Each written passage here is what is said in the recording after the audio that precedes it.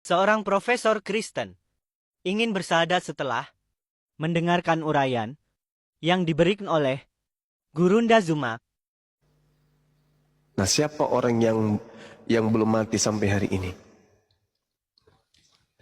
Itu perkataan Yesus Siang, sendiri. Bang Suma. Ya, siang, saudara Prof. Sesungguhnya di antara orang yang hadir di sini ada yang tidak akan mati sebelum mereka melihat kerajaan Allah. Kerajaan Allah apa sudah datang? Belum. Orang-orang yang hadir pada saat itu apa masih ada yang hidup? Masih. Siapa? Yesus. Berarti Yesus sampai hari ini belum mati? Yes. Murid-muridnya sudah mati belum? Sudah. Satu-satunya orang yang masih hidup hari ini siapa? Yesus. Di mana dalilnya Yesus masih hidup hari ini? Mazmur 91 dengar nomor 16. Kok bisa larinya ke Mazmur? Yes. Karena Mazmur 91 ini indikasinya dibawa oleh Matius. Di mana Bang Suma? Matius 4. Kenapa bisa di situ? Ya, iblis mencoba Yesus. Kata Yesus, kata iblis, "Hei Yesus, ya paman, jika engkau betul adalah utusan Tuhan yang maha tinggi, jatuhkan dirimu ke bawah. Sebab ada tertulis tentang engkau di Mazmur 91. Bahwa malaikat akan diutus oleh Elohim untuk menantang engkau di tangannya agar kakimu tidak terantuk kepada batu." Iblis aja nggak berhasil mencoba Yesus, apalagi hanya Yudas, apalagi hanya tentara Romawi, apalagi hanya imam kepala mahkamah agama. Iblis loh, iblis tak berhasil. Makanya Yesus mengatakan di dalam Yohanes 14:30, aku memang harus pergi sebab penguasa dunia itu telah datang. Dan penguasa dunia itu adalah iblis. Dan iblis tidak sedikit pun berkuasa atas diriku. Berarti yang dipelonco, yang ditampar, yang diseret, yang ditonjok, yang ditelanjangin, yang ditombak itu Yesus atau bukan? Bukan. Karena iblis tidak berkuasa sedikit pun atas diriku, kata Yesus. Berarti bukan aku yang disalib. Berarti yang terkutuk di atas pohon itu bukan aku.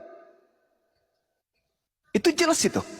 Mazmur 91 di data nomor 16-nya apa kata Tuhan? Dengan panjang umur akan kukenyangkan dia. Dan akan kuperlihatkan kepadanya keselamatan daripadaku. Dengan panjang umur. Yesus berkata di antara orang yang hadir di sini, termasuk aku dong. Ada yang tidak mati sebelum melihat kerajaan Allah itu datang. Yesus hari ini masih hidup. Yesus ketika datang nanti yang kedua kalinya menurut Yesus di dalam Matius 24 di data nomor 30, di situ sangat jelas dikatakan oleh Yesus itu sendiri bahwa semua metode yang dilakukan oleh penginjil, oleh gereja mengatakan Yesus yang datang kemudian di dalam mimpi mereka, para murtadin bertemu dengan Yesus, bla bla bla bla segala macam. Itu bukanlah Yesus yang asli, tetapi Yesus yang palsu. Yesus yang asli nanti ketika ia datang boleh dibaca di dalam pengakuan Yesus sendiri. Di mana itu Bang? Matius 24 nomor 30. Apa tertulis di sana Bang? Pada waktu itu akan nampak tanda anak manusia di langit. Semua bangsa di bumi akan meratap. Mereka akan melihat anak manusia itu datang di atas awan-awan di langit dengan segala kekuasaan dan kemuliaan Tuhan. Jelas. Jadi yang datang kepada Paulus itu bukan Yesus. Yang datang kepada Ananias itu bukan Yesus. Yang datang kepada penulis kitab Wahyu pun itu bukan Yesus. Yang datang keluar dari kubur itu bukan Yesus. Kepada aku telah diberi kuasa baik di langit dan bumi. Pergilah ke seluruh dunia, jadikanlah segala bangsa menjadi muridku. Itu bukan Yesus. Jadi yang kalian sembah selama ini, selama 2000 tahun, itu bukan anak Maria. Mari dengarkan saya 1 menit terakhir. Apa kata Yesus? Akan datang penyesat dengan memakai nama Yesus dan berkata, "Akulah Yesus. Waktunya sudah dekat, jangan kamu percaya." Lukas 21 nomor 8. Lukas 2 nomor 11. Pada hari ini telah lahir bagi Bani Israel juru selamat, yaitu orang yang diurapi Tuhan di kota Daud. Pada hari ini telah lahir bagimu, wahai Bani Israel, juru selamat, yaitu manusia yang diurapi Tuhan di kota Daud. Yang lahir manusia. Galatia 1:12, Paulus berkata, "Aku menerima Injil bukan dari manusia." Yesus lahir sebagai manusia. Yang datang kepada Paulus bukan manusia. Sedangkan kata kitab 2 Yohanes 1 nomor 7, siapakah iblis itu? Saya ulang. 2 Yohanes 1 nomor 7, siapakah iblis itu? Titik 2. Bukankah dia yang pergi ke seluruh dunia, yang tidak mengaku Yesus datang sebagai manusia? Itulah iblisnya, itulah antikristusnya. Saya ulang lagi kepada teman-teman apologet yang masih baru belajar, dengarkan. 2 Yohanes 1 nomor 7, siapakah penyesat itu? Bukankah dia yang pergi ke seluruh dunia, yang tidak mengaku Yesus datang sebagai manusia? Wahai Paulus, ya paman, yang datang kepadamu ketika kau mengajarkan 13 kitab itu manusia atau bukan? Galatia 1 nomor 10, nomor 11, nomor 12, aku menerima bukan dari manusia, tetapi dari Kristus Yesus. Sekali lagi, 2 Yohanes 1 nomor 7, siapakah penyesat itu? Penyesat dalam bahasa Yunani itu planos. Planos itu definisinya meluas. Planos itu adalah antikristus, penyesat, pembohong, penipu. Tuh, itu yang disebut planos, alias iblis. Siapakah penyesat itu? Bukankah dia yang pergi ke seluruh dunia, yang tidak mengaku Yesus datang sebagai manusia? Itulah penyesat itu, dan itulah antikristus itu. Nah, Yesus berkata, waspadalah kepada penyesat. Penyesatnya ini tidak mengaku Yesus datang sebagai manusia. Paulus, yang datang kepadamu memberitakan Injil kepadamu manusia atau bukan? Bukan. Tetapi dia adalah Yesus Kristus. Berarti dengan kata lain, Paulus mengakui Yesus Kristus datang bukan sebagai manusia. Berarti siapa dia? Siapa Paulus ini? Antikristus. Siapakah antikristus itu? Siapakah penyesat itu? Siapakah penyesat itu? Dia adalah yang tidak mengaku Yesus datang sebagai manusia. Paulus, ya paman, Yesus Kristus datang kepadamu. Betul? Betul. Dia datang sebagai apa? Manusia atau bukan? Bukan.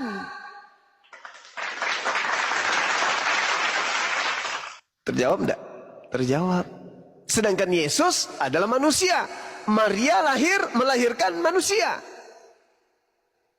Tuhan pencipta langit dan bumi mengutus manusia. Yudas, saudara Yesus, adalah manusia. Yesus ini adalah manusia. Sepupu daripada Yohanes Pembaptis adalah manusia. Ponaan dari Elizabeth adalah manusia. Ponaan daripada Zakaria adalah manusia. Anak tiri daripada Yusuf adalah manusia. Yang melakukan penginjilan kepada murid-muridnya di tengah-tengah Bani Israel adalah manusia. Sedangkan yang datang kepada Paulus bukan manusia dan mengaku Yesus. Siapakah penyesat itu? Dia yang pergi ke seluruh dunia, yang tidak mengaku Yesus itu datang sebagai manusia. Siapa oknumnya? Paulus. Apa nama pengikutnya? Kristen. Matius 24 nomor 4 nomor 5. Waspadalah kepada penyesat yang datang kepadamu dengan memakai nama Yesus dan berkata, akulah Mesias. Jadi penyesat itu datang sebagai Mesias dengan memakai nama Yesus. Paulus mengaku didatangi oleh Mesias bernama Yesus dan bukan manusia. Jadi ada dua Mesias. Mesias Yesus, manusia yang datang di tengah-tengah Bani Israel hanya untuk Bani Israel. Mesias Yesus yang datang ke Paulus yang bukan manusia, yang mengajarkan Paulus untuk mengkristenkan separuh dari penduduk bumi. Di Islam juga demikian. Ada dua Al-Masih. Isa Al-Masih, Dajjal Al-Masih. Di Bible ada dua Al-Masih. Al-Masih yang asli anak Maria, Al-Masih Dajjal, penyesat antikristus yang datang kepada Paulus. Kristen ini pengikut siapa? Pengikutnya anaknya Maria? Bukan. Pengikut anak Maria disebut Yudaism. Yohanes 10:27, aku mengenal pengikutku. Mereka mendengarkan suaraku dan mengikuti aku. Aku ke sinagoge. Aku tidak makan babi. Aku bersunat. Aku ibadah sabat. Aku menyembah kepada Elohim. Kitabku adalah kitab Tanakh. Aku berpuasa. Aku tidak makan babi. Aku tidak makan anjing. Aku tidak ibadah minggu. Aku tidak mengkitabkan kitab perjanjian baru. Aku tidak mengenal Paulus. Sedangkan pengikut Paulus menjadi Kristen karena berdasarkan pernyataan-pernyataan Dajjal Al-Masih yang datang kepada Paulus. Orang Kristen yang menggunakan akal dan yang ingin selamat pasti akan menjadikan ucapan-ucapan saya ini sebagai perenungan untuk kemudian pintar dan pandai memilih bahwa Yesus itu ada dua di dalam Bible. Yesus yang adalah anak Maria yang tidak sempat dan tidak bisa dibunuh oleh tentara Romawi dan orang-orang Yahudi, dan Yesus yang menggantikan anak Maria yang ditampar, diseret keluar dari kubur, mengaku diberi kuasa dan kemudian meminta kepada pengikut-pengikutnya untuk mengkristenkan seluruh bangsa. Siapa itu? Siapa Yesus Kristus yang datang kepada Paulus ini? Sedangkan Yesus yang asli menubuatkan akan datang Yesus Kristus menyesatkan banyak orang dan dia mampu melakukan mujizat-mujizat yang banyak. Kalau saudara percaya kepada Yesus, maka percayalah bahwa ada muncul Yesus palsu yang memiliki pengikut banyak. Pengikut Yesus palsu adalah dialah yang diagung-agungkan Kristen hari ini. Yesus Tuhanku, anak domba, tebusan yang menebus dosa-dosaku. Dia adalah kasih yang datang ke bumi ini. Dia adalah dewa Meteos yang nuzul ke bumi untuk nebus dosa-dosa manusia, dosa-dosa kami. Itulah Tuhan kalian. Sedangkan ending dari cerita ini semua adalah Matius 7:22 nomor 20, 27, 22 dan 23. Pada hari terakhir nanti banyak orang berseru kepadaku, Tuhan, Tuhan, bukankah kami telah bernubuat, mengusir setan, bermujizat, ya? Dan kemudian Yesus berkata apa? Pada hari itulah saya akan berterus terang kepada mereka orang-orang yang menyembah Yesus palsu ini. Enyahlah daripadaku, kalian semua adalah pembuat kejahatan. Manifestasi dari penjabaran kita berdasar daripada ilmu. Ketika nanti di padang mahsyar hari kebangkitan ketika orang semua dihakimi, apakah iblis masih ada di sana? Enggak ada lagi. Berarti yang tersisa tinggal Yesus asli. Yesus palsu masih ada? Enggak ada lagi. Iblisnya masih ada? Enggak ada lagi. Pengikut-pengikut iblis di situ masih bisa bertobat? Enggak bisa lagi. Karena udah terlanjur mereka digiring mati dalam keadaan menyembah kepada Yesus palsu. Ketika kemudian mereka bersungut-sungut memohon, Yesus, bukankah kami bernubuat dulunya pakai namamu, bermujizat pakai namamu, mengusir setan pakai namamu juga? Yesus yang asli mengatakan apa? Enyahlah daripadaku, kalian semua adalah pembuat kejahatan. Aku tidak mengenal kalian. Loh, kok bisa kayak gitu? Jadi yang selama ini Kristen sembah siapa dong? Bukan aku. Lalu siapa? Ya, yang datang kepada kalian yang kalian sebut Roh Kudus. Dia yang mengajarkan kalian menyembah oknum yang bernama Yesus kan? Iya. Tapi yang kau sembah bukan aku. Karena aku ini nabi, aku ini rasul, aku diutus hanya kepada domba yang sesat dari umat Israel. Sedangkan orang yang sesama denganku aja aku sebut guguk. Kalau dia di luar Yahudi, apalagi di dalamnya, apalagi kalian. Matius 10 nomor 5 nomor 6, aku berpesan kepada ke-12 muridku agar jangan ke bangsa lain atau ke bangsa orang Samaria, tetapi pergilah saja kepada bangsa di mana muridku itu tinggal, yaitu umat Israel. Itu dalil. Jadi Yang saudara-saudara Kristen sembah hari ini, itu bukan anak Maria, Bu. Makanya saudara-saudara Kristen saya yang saya sudah mualafkan ketemu saya sampai hari ini ya. Mereka mencium tangan saya. Mereka memeluk saya. Mereka menangis. Berterima kasih Bang. Betapa saya jauh selama ini dari Tuhan. Begitu bertemu dengan Bang Suma meskipun awalnya benci, kesal. Tapi demi keselamatan saya Bang Suma rela menghadapi itu semua. Aku telah menemukan kebenaran sejati. Indah bersujud kepada Tuhannya Yesus Bang. Dulu aku ke gereja aku gelisah. Di gereja aku tak ada ketenangan. Karena aku menyebut-nyebut anak orang untuk aku sembah. Padahal di dalam Bible yang saya tenteng itu tak ada. Aku ke gereja, tentang gereja tidak disebutkan dalam Bibelku. Aku ibadah minggu, tentang ibadah minggu tidak disebutkan di dalam Bibelku. Aku menyembah Yesus, tidak ada perintah penyembahan Yesus dalam Bibelku. Semua yang aku lakukan sebelum mengenal Bang Suma adalah satu prosesi keagamaan yang justru bertentangan dengan kitab yang saya pegang. Makasih Bang Suma, I love you full. Semoga Bang Suma panjang umur dan sehat selalu. Amin. Itu Bang, itu yang saya uraikan. Karena kenapa? Coba Anda lihat di dalam Yohanes 16:14. Apabila roh kebenaran itu datang, dia akan memuliakan aku. Di mana rumah ibadah Yesus dimuliakan? Di gereja atau di masjid? Di gereja Bang, ada yang disebut tiang palang. Ada yang disebut salib. Tempat eksekusi yang diperuntukkan untuk makhluk yang dikutuk oleh Tuhan. Salib ini tempat pembantaian terhadap orang-orang yang dikutuk oleh Tuhan. Tapi dijadikan sebagai satu simbol kemenangan oleh orang-orang Kristen. Padahal salib ini adalah hukuman bagi orang yang terkutuk. Ulangan 21 nomor 22-23.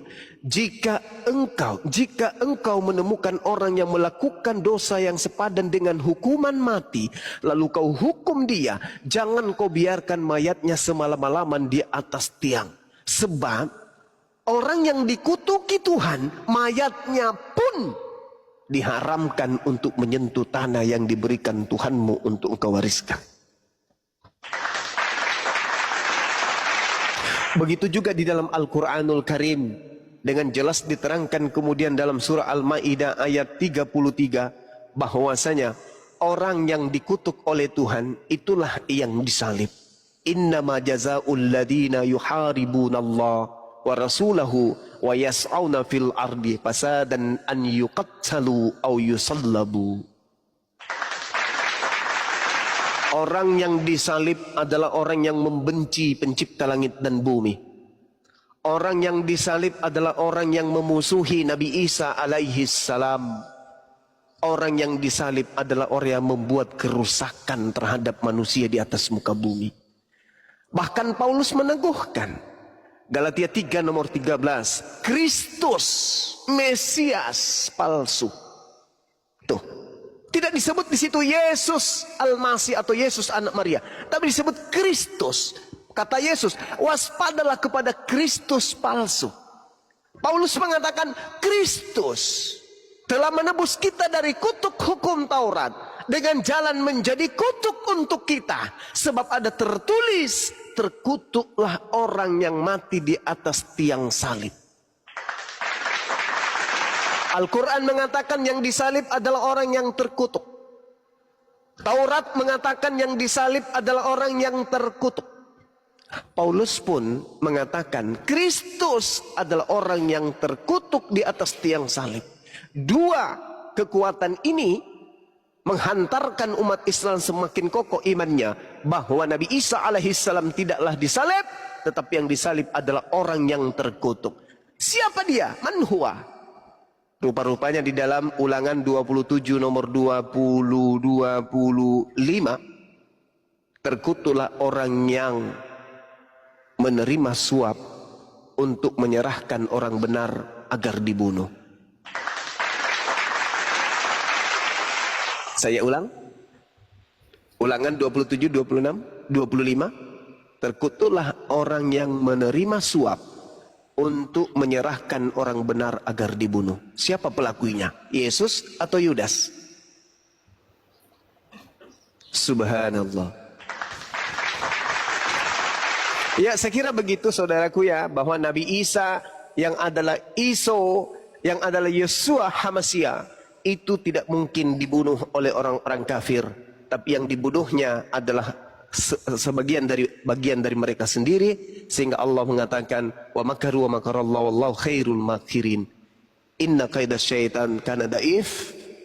Sesungguhnya tipu daya iblis itu lemah, dan yang membuatnya kuat adalah saudara-saudaranya, yaitu orang-orang kafir. Kalau Anda sudah menggunakan akal, Anda menggunakan hati, berarti Allah telah memberikan sinar kepada hati dan pikiran saudara. Berarti Anda sudah dekat dengan Allah. Anda dekat dengan pencipta Anda sendiri, sehingga iblis tidak berkuasa atas diri Anda. Karena yang membuat kemudian orang-orang itu percaya terhadap Tuhan, mati datang menjadi manusia, mati dibunuh manusia untuk dosa manusia, adalah Yesus yang palsu yang datang kepada Paulus, yang mengajarkan Paulus untuk mengkristenkan seluruh dunia. Ingat Lukas 4, ketika Yesus dicobai, apa kata iblis? Wahai Yesus, ya paman, kalau kamu tunduk berserah kepadaku, aku akan memberikan segala kerajaan langit dan bumi. Sebab semuanya itu telah diberikan kepadaku, dan aku berhak memberikan kepada siapapun yang aku kehendaki. Tapi Yesus adalah orang yang soleh, Yesus orang yang suci, Yesus adalah hamba yang kemudian taat menekuni perintah-perintah Tuhan, sehingga iblis tak berhasil. Di data 13-nya dikatakan iblis pun mundur dan mencari waktu yang tepat, waktu yang baik untuk kemudian melakukan aksi berikutnya. Apa yang terjadi? Yesus menyambut. Apa kata Yesus? Angkatan jahat dan angkatan tidak setia ini, orang-orang Farisi ini minta satu tanda, dan tidak akan diberikan tanda kepada angkatan jahat, melainkan 3 hari 3 malam di dalam kubur. Itu simbol angkatan jahat. Simbol tanda untuk angkatan jahat adalah kebangkitan pada hari ketiga. Berarti siapa yang percaya kebangkitan pada hari ketiga, maka dia adalah angkatan jahat. Murid-murid Yesus jangankan percaya, justru murid Yesus menganggap Yesus itu adalah hantu. Padahal sejatinya yang datang kemudian memperlihatkan diri kepada murid Yesus itu sebenarnya sudah bukan Yesus lagi. Itu adalah orang yang diserupakan dengan Yesus. Apa buktinya? Baca Markus 16 nomor 12. Apa kata pengarang Markus? Yesus kemudian menampakkan diri kepada mereka dengan dalam rupa yang lain. Dari mana pengarang Markus tahu kalau itu adalah Yesus dalam rupa yang lain? Nah, ini jelas nih. Begitu juga di dalam Matius 28, kepada aku telah diberi kuasa baik di langit maupun di bumi. Pergilah ke seluruh dunia, jadikanlah seluruh bangsa menjadi pengikutku. Itu bukan Yesus. Itu bukan Yesus. Karena Yesus yang asli berkata dalam Matius 15 nomor 24, sesungguhnya aku diutus hanya kepada domba yang sesat dari umat Israel. Itu ucapan Yesus yang asli. Sedangkan Yesus yang palsu, pergilah, jadikanlah seluruh bangsa menjadi pengikutku. Ini siapa ini? Yang menginginkan anak keturunan Adam menjadi pengikutnya. Ini siapa? Iblis. Makanya tidak sinkron. Ini, sorry, kepanjangan. Tidak apa-apa. 30 detik. Ini tidak sinkron. Apa Kristen itu? Kristen adalah pengikut Yesus. Mari kita lihat. Benarkah Kristen ini pengikut Yesus? Apa yang Kristen ikuti dari Yesus? Yesus bukan Kristen. Yesus bukan Kristen. Dengan Yesus bukan Kristen, berarti Kristen ini bukan ajaran Yesus. Dengan Kristen ini bukan ajaran Yesus, maka orang-orang yang mengatakan dirinya sebagai pengikut Yesus, sesungguhnya mereka adalah serigala yang nyamar domba. Demikian.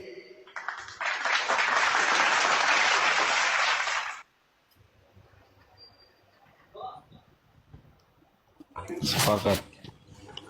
Terima kasih Bang Cuma.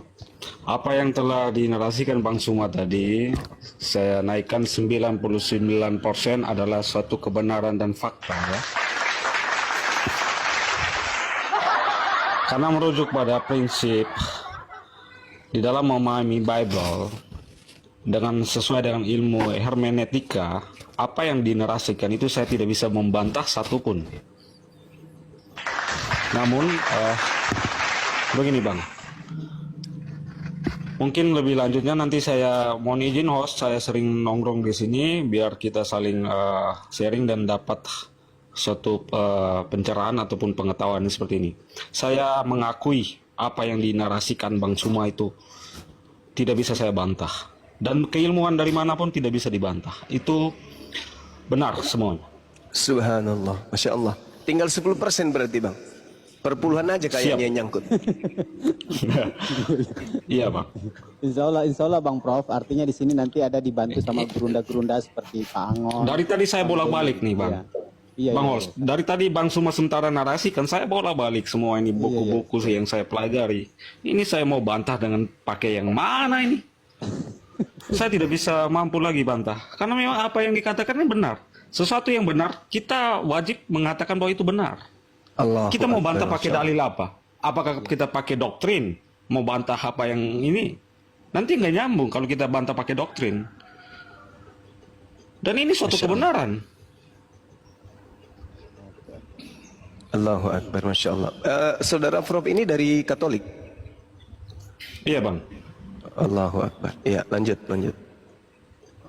Insyaallah ya. Akhi Buddha Angon, Assalamualaikum warahmatullahi wabarakatuh. Ini mau lanjutkan, ini saya mau bantah dalam ruang diskusi ini, saya mau bantah pakai apa ini yang lagi saya pikir ini. Paling saya bisa bantah dengan doktrin Bang. Dari Silakan. apa yang Abang narasikan itu paling saya bantah soal doktrin. Kalau berbicara soal doktrin berarti sesuatu yang tidak subjektif dan sesuatu yang pastinya akan fata morgana dan absurd. Tentu Iya, tidak akan betul. ketemu Bang. Iya. Benar. Paling kalau saya mau bantah paling andalan saya doktrin dan dogma aja ini. Nggak bisa secara apa itu. Ini yang saya takutkan di situ. Sehingga saya katakan dari awal bahwa saya tidak bisa bantah. Begitu Bang. Allahu Akbar, Masya Allah. Iya, kalau doktrin dan dogma itu adalah seibarat gini. Seibarat sapi dimasukkan ke dalam kandang. Lalu dikumpulkan orang-orang. Kumpul, semua kumpul. Nah, berkumpullah 10 orang di sana. Lalu disampaikan kepada mereka, maukah kalian melihat manusia paling di era 2024? Orang-orang 10 ini akan mengatakan, ya mau. Dibukalah kandang itu. Strak, diperlihatkan seekor sapi. Ketika orang itu berkata, itu sapi. Orang. Harus orang. Ya, orang ya? Oh iya Pak, orang. Berani nggak kalian mengatakan dia sapi? Enggak Bang, enggak. Dia adalah orang. Itu doktrin. Tak boleh kemudian orang itu keluar dari dogma dan doktrin tersebut. Apapun yang terjadi. Meskipun ketika orangnya disuruh berbicara, wahai kau si orang, coba kau berkata memanggil kekasihmu. Lalu yang mendoktrin mengatakan apa? Hei kamu sudah mendengarkan dia berbicara bukan? Iya paman, apa yang dia mengatakannya? Aku mencintaimu. Bagus, tepuk tangan. Hebat, kalian hebat. Bagus.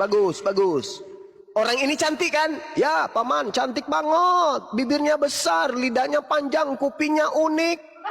Itu doktrin. Tidak boleh ada yang mengganggu gugat itu. Beginilah yang dialami oleh saudara-saudara kita di Kristen.